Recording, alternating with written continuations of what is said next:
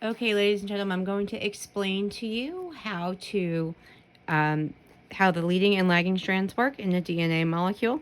So I'm going to use the zipper and I'm going to pretend that's helicase. So I'm going to open this up. Okay, so I've got an upper strand and a lower strand. All right, this upper strand is going to serve as the template of my leading strand. Okay, so let's take a look at this.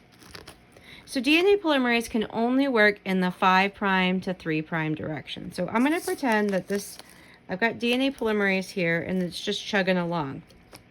Meanwhile, on my lagging strand, DNA polymerase starts, because this one is running 3 to 5 here, this one is running 5 to 3 this way, so it has to start at the fork and move out. So right now you can't tell much difference, but let's see as I move on. As I move on and unzip even further, my leading strand can just continue on going with the same piece of painter's tape.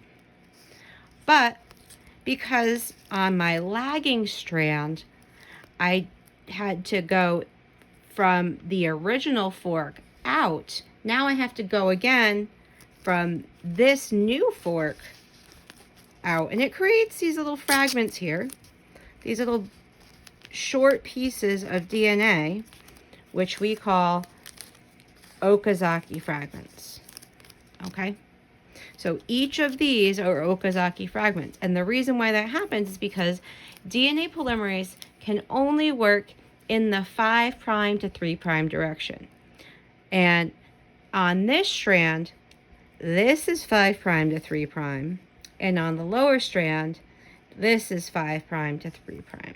So one is always going to be working towards the zipper, and the other is always going to be working away from the zipper. And the one that's working away from the zipper is always going to be your lagging strand, because it's going to take longer because it has to keep stopping.